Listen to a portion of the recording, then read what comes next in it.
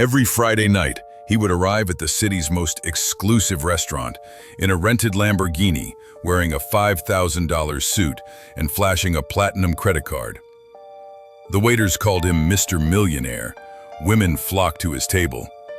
But what they didn't know was that Marcus Chen was stealing their tips to pay for his fake lifestyle.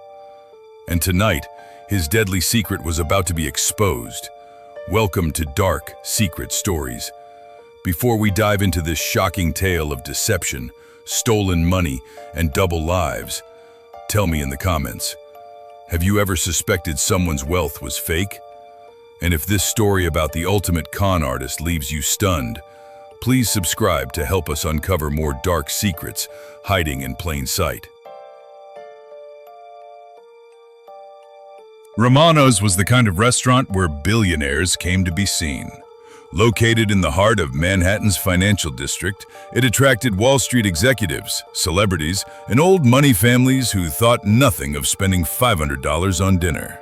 The wait staff were used to serving the wealthy elite, but even they were impressed by the mysterious man who showed up every Friday night at exactly 8:30 p.m. Marcus Chen, though none of them knew his real name, had been coming to Romano's for 3 years. He always requested the same corner table, always ordered the most expensive wine, and always left tips that were larger than most people's weekly salaries. The staff had nicknamed him Mr. Millionaire, and his arrival each Friday was the highlight of their week. "There he is," whispered Sophia, one of the younger waitresses, as the gleaming yellow Lamborghini pulled up to the valet stand. "Right on time." Marcus stepped out of the car wearing an immaculate Tom Ford suit, his watch catching the light as he adjusted his cufflinks.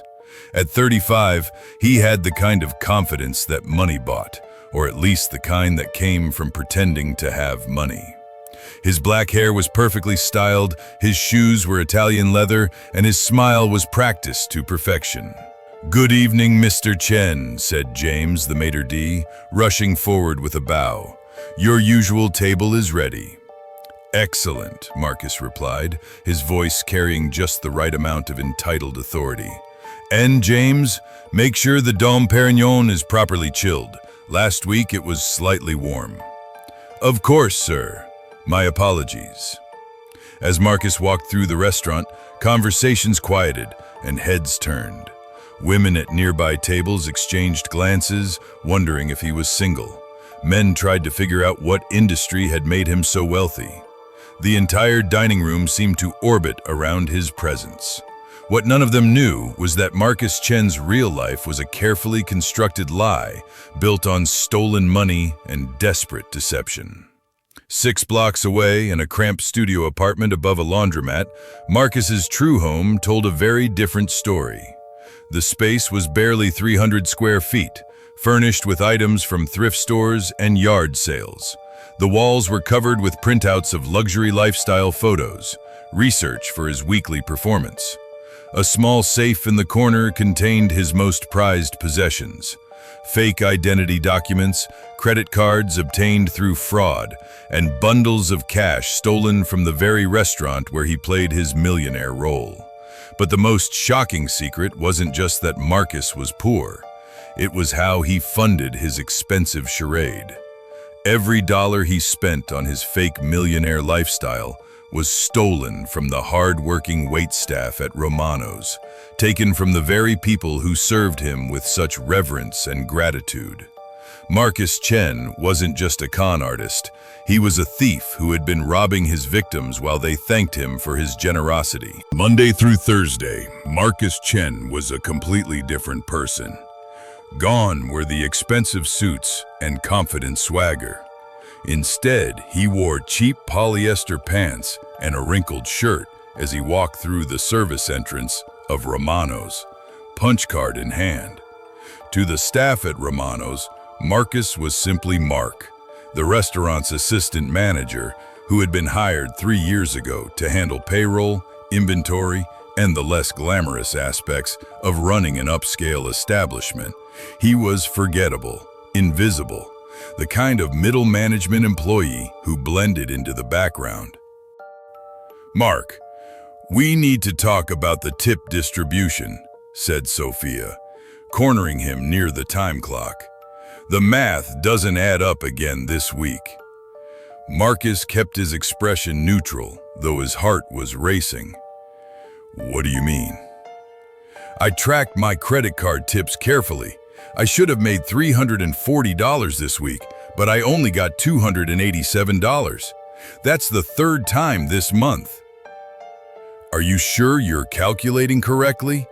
Marcus asked, pulling out a clipboard with fake concern. "Sometimes customers change the tip amount when they review their statements." Sophia wasn't convinced. "It's not just me. Elena and James have been complaining too. Something's wrong with the system." Marcus nodded sympathetically. "I'll look into it. You know how these computer systems can be glitchy." But there was no glitch. Marcus had been systematically skimming tips from the staff for 3 years, using his access to the restaurant's payment processing system to steal small amounts from each server's weekly earnings. The thefts were subtle, never more than 15% of any individual's tips, and always spread across multiple servers, so no single person lost enough to make a serious complaint. The money added up quickly. Between tip theft, petty cash pilfering, and credit card fraud, Marcus was stealing nearly $3,000 per week. Every dollar went toward maintaining his Friday night millionaire persona: the car rental, the expensive suits, the lavish dinners, and the $1,000 tips that made him a legend among the staff. The cruel irony wasn't lost on him. The same waiters who praised Mr. Millionaire for his generosity were the victims of Mark, the manager's theft. They were literally paying for the privilege of being impressed by their own stolen money. Marcus signed the authorization, watching Elena walk away. She was one of his favorite victims, young, trusting, and working double shifts to pay for her mother's medical bills. The $40 he had stolen from her tips this week would buy him a bottle of wine to impress some socialite at his Friday night table. As the evening service began, Marcus retreated to his office to finalize the week's payroll, but his computer screen showed more than just employee wages. Her name was Isabella Rodriguez, and she was different from the other women who gravitated toward Marcus's Friday night table. While others were drawn to his apparent wealth and flashy lifestyle, Isabella seemed immune to his charms. "I don't understand it," Marcus confided to his imaginary friend, the mirror in his studio apartment bathroom. "Every other woman in that restaurant would kill to go home with me, but she barely looks in my direction." Isabella had been working at Romano's for 6 months, having moved to New York from Puerto Rico to pursue her dreams of becoming a chef. She was beautiful in an understated way: long dark hair, intelligent eyes, and a smile that could light up a room. But more than her beauty, it was her integrity that set her apart. Unlike the other staff members who fawned over Mr. Millionaire, Isabella treated him with professional courtesy and nothing more. She took his orders efficiently, served his meals promptly, and politely declined his attempts at flirtation. "Is there something wrong with my service?" Marcus asked one Friday night, genuinely puzzled by her indifference. "Not at all, sir," Isabella replied. "Is there anything else you need? I was wondering, would you like to join me for dinner sometime? Not here, of course, somewhere more intimate." Isabella's expression remained neutral. "I appreciate the offer, but I make it a policy not to date customers. Is there anything else I can get for you?" Marcus was used to women throwing themselves at him, or rather, at his money. Isabella's rejection was both frustrating and intriguing. For the first time in years, he found himself genuinely interested in someone who couldn't be bought. What Marcus didn't know was that Isabella had her own secrets. She was one of the few staff members who had been tracking the tip discrepancies, and she was getting closer to the truth than anyone realized. Something's not right about the payroll system, Isabella told her roommate over coffee. I've been keeping detailed records, and money is definitely going missing. Maybe it's just computer errors, her roommate suggested. No, it's too systematic. Someone is stealing from us, and I think I know who. Isabella had noticed things that others had missed. She had seen Mark the manager staying late on Thursday nights, working alone in his office.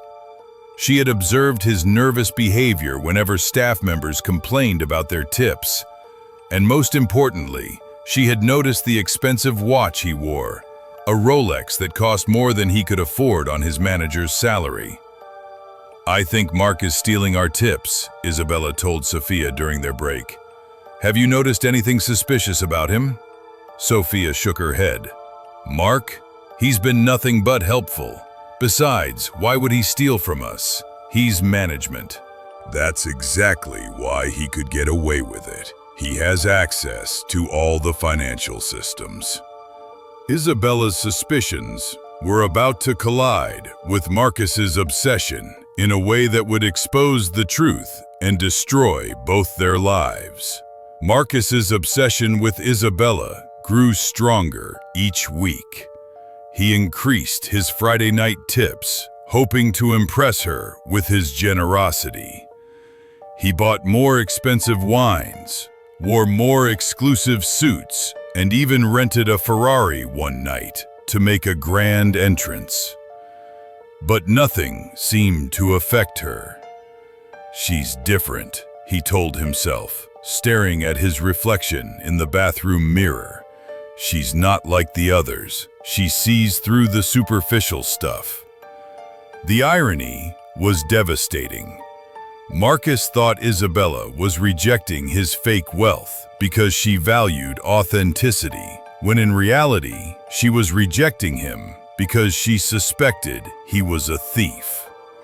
Isabella, meanwhile, was building her case. She had started photographing Mark's expensive accessories, documenting the times he stayed late in his office, and calculating exactly how much money was missing from the tip pools.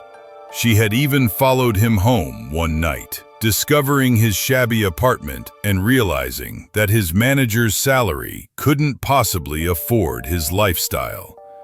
I need to be absolutely sure before I make any accusations, Isabella told herself as she compiled her evidence. If I'm wrong, I'll lose my job. If I'm right, I'll destroy his life. The confrontation came on a Thursday night when Isabella volunteered to work late, ostensibly to help with inventory. She waited until the restaurant was empty, except for Marcus, then knocked on his office door. Mark, can I talk to you about something? Marcus looked up from his computer, where he had been transferring money from the tip pool to his personal account. Of course, Isabella. What's on your mind? I've been tracking the tip discrepancies, and I think I know what's happening.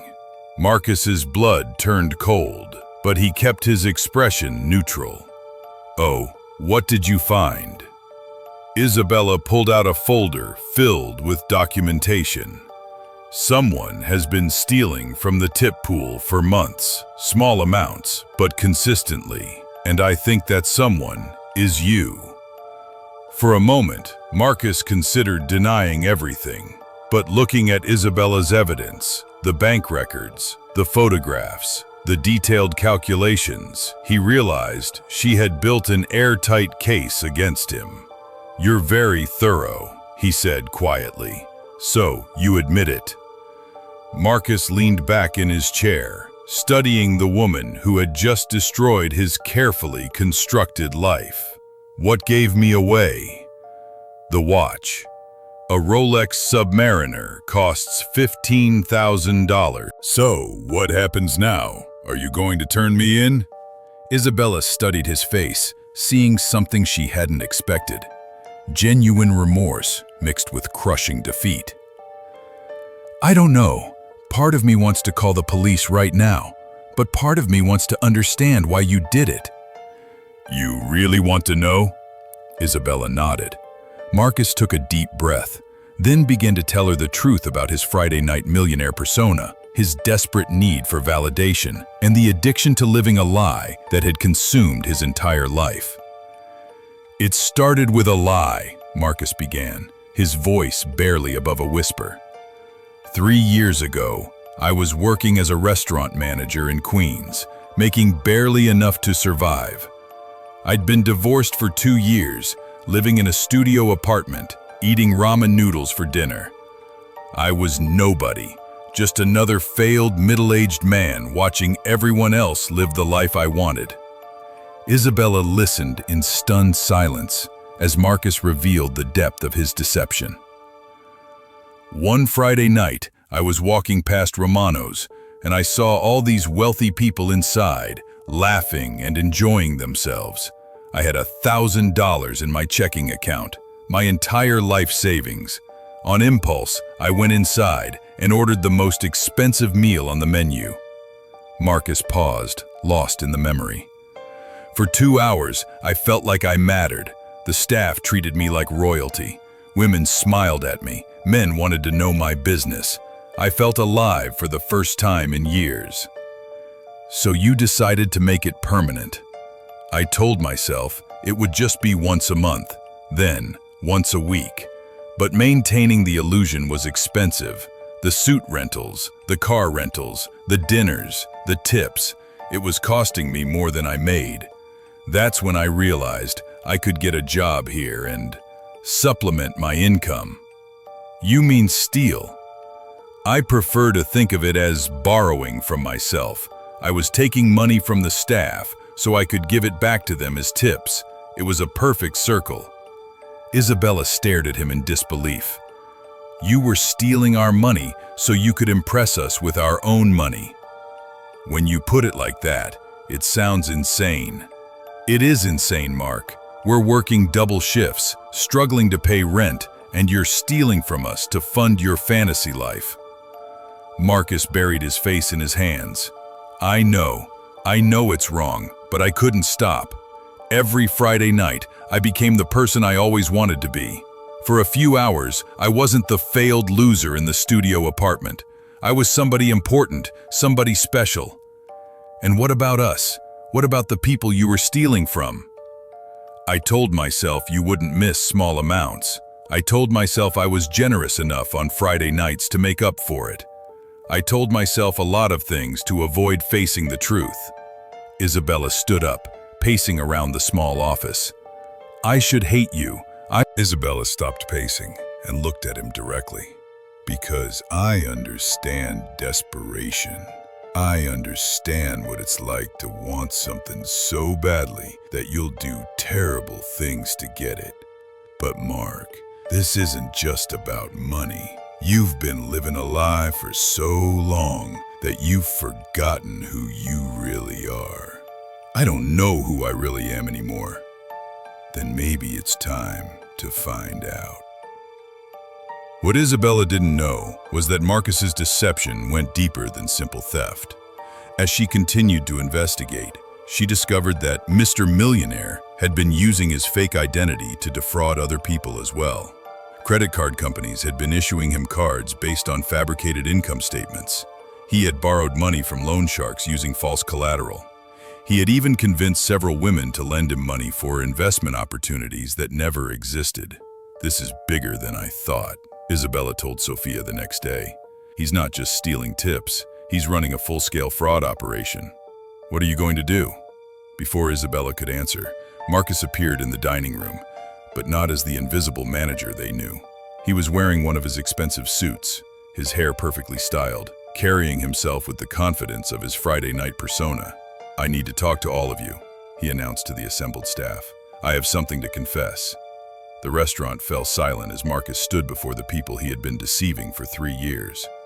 "My name is Marcus Chen, and I am both your manager and your Friday night customer. I've been stealing from you to fund a fake lifestyle, and I'm here to tell you the truth." The reaction was immediate and explosive. Sophia began crying, James started cursing, and Alina demanded to know how much money he had stolen. But Isabella remained calm, watching Marcus with a mixture of admiration and sadness. I know you all hate me, Marcus continued. I know I've betrayed your trust in the worst possible way, but I want to make this right. I want to pay back every penny I stole, and I want to turn myself into the police. How? Demanded James. How are you going to pay us back when everything you have is stolen? Marcus reached into his jacket and pulled out a thick envelope. I've been documenting every theft, every fraudulent transaction, every lie. This contains the evidence of everything I've done, including the locations of hidden money and assets that can be liquidated to pay you back. He set the envelope on the table. I'm giving this to Isabella because she's the only one who saw through my lies. She can decide whether to turn me in or find another way to get justice. The room erupted in arguments, accusations, and demands for immediate action. But Isabella picked up the envelope and walked toward the door. Where are you going? Sophia called after her. To decide what justice really means, Isabella replied. Isabella sat in her apartment that night, staring at the envelope containing Marcus's confession. Inside were detailed records of 3 years of theft, fraud, and deception. Bank account numbers, credit card statements, lists of victims, and a complete breakdown of how he had stolen nearly $500,000 from various sources. Also in the envelope was a letter addressed to her personally. Isabella, I know you have every right to hate me. I know I've destroyed the trust of everyone who worked with me, but I want you to know that meeting you changed something in me. For the first time in years, I met someone who couldn't be bought or impressed by fake wealth. You saw through my lies because you valued honesty above everything else. I'm confessing because I want to be worthy of your respect, even if I can never earn your forgiveness. Whatever you decide to do with this information, I'll accept the consequences. Thank you for showing me what real integrity looks like. Marcus. Isabella's roommate found her crying over the letter. What's wrong? I don't know what to do, Isabella said. Part of me wants to see him punished for what he did, but part of me thinks he's already punishing himself more than any court could. What do you mean? He's been living a lie for so long that he's forgotten who he really is. Prison might actually be easier than facing the truth about himself. Isabella spent the weekend wrestling with her decision. On one hand, Marcus had stolen money from hardworking people who trusted him. On the other hand, he had voluntarily confessed and was offering to make restitution. She thought about the victims of his fraud, the staff members who had been struggling while he lived his fantasy, and the women he had deceived with his fake wealth. But she also thought about the desperate, broken man who had been so empty inside that he had to steal an identity to feel human. Monday morning, Isabella made her choice. Instead of going to the police, Isabella went to the restaurant owner, Mr. Romano, with Marcus's confession and a proposal. I want to offer him a chance to make this right, she told Mr. Romano. Full restitution to every victim, plus interest, community service, and he works here for free until every penny is paid back. Mr. Romano was skeptical. Why would you protect him after what he did? I'm not protecting him. I'm offering him a chance to earn redemption instead of just receiving punishment. There's a difference. And if he runs? If he disappears with whatever money he has left? Isabella smiled sadly. Then I'll have learned that some people can't be saved, but I think he can be. Marcus agreed to Isabella's terms without hesitation. He liquidated all his assets, the expensive suits, the watches, the fake credit cards, and used the money to begin paying back his victims. He moved out of his studio apartment and into a homeless shelter, giving up even the pretense of a normal life. Every day he worked at Romano's for free, doing whatever jobs were needed. He washed dishes, cleaned floors, and took out trash. The staff treated him with a mixture of contempt and pity, but he accepted their anger as part of his penance. Why are you doing this? Sophia asked him one day. You could have just disappeared, started over somewhere else. Because I'm tired of running from who I am, Marcus replied. For the first time in my life, I want to be real. The process of paying back his victims took 3 years. Marcus worked multiple jobs, lived in shelters, and gave every penny he earned to the people he had wronged. Slowly, some of the restaurant staff began to forgive him. They saw his genuine remorse, his willingness to sacrifice everything to make amends. Isabella watched his transformation with a mixture of pride and sadness. The man who had once been so desperate for validation that he stole money to buy fake respect had become someone who found meaning in honest work and genuine relationships. "Do you miss it?" she asked him one evening after his shift. "The millionaire life?" Marcus considered the question. "I miss the feeling of being important, but I don't miss the lies. I don't miss the constant fear of being caught. I don't miss hating myself every time I looked in the mirror. And now I'm just Marcus, not Mr. Millionaire, not Mark the manager. Just me. It's terrifying and liberating at the same time." 5 years after his confession, Marcus Chen owns a small food truck in Queens. He serves honest meals to working-class customers and employs 3 people, all former victims of financial fraud who needed second chances. His clothes are simple, his apartment is modest, and his life is built on truth instead of lies. Isabella left Romano's 2 years ago to open her own restaurant. She and Marcus are friends now, not romantic partners, but 2 people who understand that redemption is possible even after the darkest failures. "I still think about the Friday Night Millionaire sometimes," Marcus told her recently. "That version of me who walked into Romano's with stolen money and fake confidence. Do you regret confessing? No. Living a lie is the loneliest thing in the world. Even when you're surrounded by people who admire you, you know they're admiring someone who doesn't exist." Marcus still visits Romano's occasionally, not as a customer, but as a friend. The staff who once served him champagne now share coffee with him in the break room. They talk about their families, their dreams, their struggles, the kind of honest conversations that Marcus had never experienced during his years of deception. The stolen money has been fully repaid. The victims have been compensated. The legal consequences have been resolved through community service and restitution. But the most important change is invisible. Marcus Chen finally knows who he really is. "The hardest part wasn't giving up the money or the cars or the expensive suits," he reflects. "The hardest part was admitting that I had been nobody all along. But once I accepted that, I could start becoming somebody real." Sometimes, the greatest wealth is the courage to be poor. Sometimes, the most valuable thing you can own is the truth about yourself. And sometimes, the best way to become rich is to stop pretending you already are. Thank you for uncovering this incredible dark secret with us. This shocking tale proves that the most expensive thing you can buy is a fake identity, and the most valuable thing you can own is the truth about yourself.